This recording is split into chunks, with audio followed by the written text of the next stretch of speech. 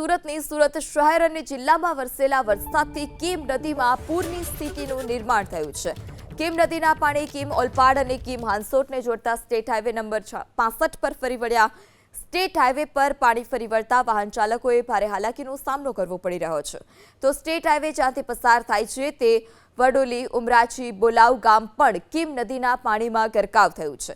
State highway પર પાણી ફરી વળતા સુરત શહેર અને હજીરા જીઆઈડીસીમાં નોકરી કરતા લોકોને ભારે હાલાકીનો સામનો કરવો પડ્યો। વરસાદના વિરામ લીધાના 12 કલાક વીતી ગયા, તેમ છતાં હજી સુધી કીમ નદીના પાણી નથી ઓસર્યા। સુરત જિલ્લામાં પડેલા અવિરત વરસાદને કારણે કીમ નદી છે તે ગાંડીતુર થઈ હતી। ઉપરવાસનું જે પાણી આવ્યું હતું કીમ નદીને લઈને તેને લઈને કીમ નદીએ છે તે રૌદ્ર સ્વરૂપ ધારણ કર્યું હતું।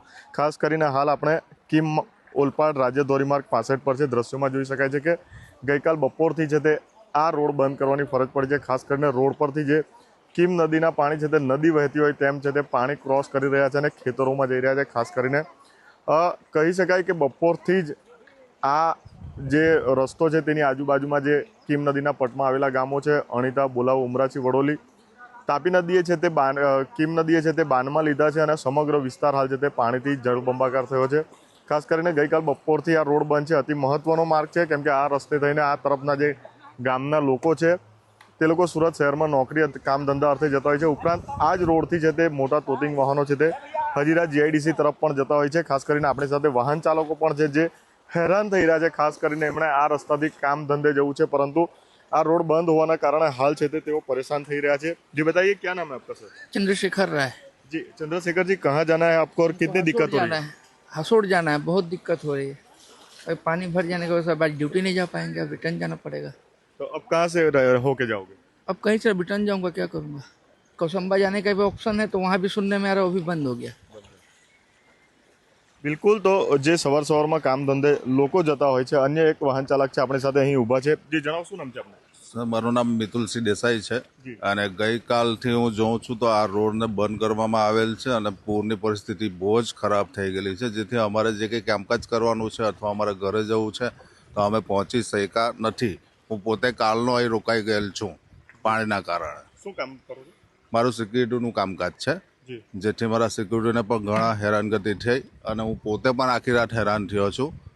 એટલે બહુ જ ખરાબ પરિસ્થિતિને કારણે આ રોડની સ્થિતિ બહુ જ ખરાબ થઈ ગયેલી છે। આગળ ગામોની અંદર કઈ પાણી ભરાય? ગામો વડોલી ગામ પૂરગ્રસ્ત થઈ ગયું છે, પૂરું આદિવાસી એરિયામાં પૂરું પાણી ભરાઈ ગયું છે, અણીતામાં ભરાઈ ગયું છે। તો આ રોડના લાગતા જેટલા 2-3 ગામ છે એની સ્થિતિ બહુ જ ખરાબ થઈ છે। ઉમરાછી, બોલાવ, દરેક ગામમાં પૂરની સ્થિતિ નીચલા વિસ્તારમાં બધાના જ ઘરમાં પાણી ભરાઈ ગયા છે। બિલકુલ। તો જે રીતે કીમ નદીએ છે તે કહેર વર્તાવ્યો હતો ગઈકાલથી અને હજુ પણ તેનો કહેર સતત ચાલુ જ છે। જે નદીના કાંઠામાં આવેલા જે ગામો છે તેમાં જે નીચાણવાળો વિસ્તાર છે, તમામ જે ઘરો છે, આદિવાસી ફળીઓ હોય, હળપતિવાસ હોય, તમામ ઘરો અત્યારે પાણીની અંદર ગરક છે। પ્રશાસન દ્વારા પણ ગઈકાલે મોટા પ્રમાણમાં રેસ્ક્યુ કરવામાં આવ્યા હતા અને લોકોને સ્થળાંતર કરવામાં આવ્યા હતા, સુરક્ષિત સ્થળે ખસેડવામાં આવ્યા હતા, પરંતુ પરિસ્થિતિ હજુ પણ એની જ છે। 24 કલાક વીતી જવાનો સમય થવા આવ્યો છતાં પણ હજુ પરિસ્થિતિ એને જ છે। ત્યારે પાણી ક્યારે ઓસરશે તેની હાલ ખબર નથી અને હજુ પણ છે તે ભારે વરસાદની આગાહી જે તે હવામાન વિભાગ દ્વારા કરવામાં આવી છે। ત્યારે પરિસ્થિતિ વધુ વણશે તેવી શક્યતા હાલ દેખાઈ રહી છે। સહયોગી વિજય સાથે હું ઇન્દ્રમલ શાહ, એબીપી અસ્મિતા, સુરત ગ્રામ્ય।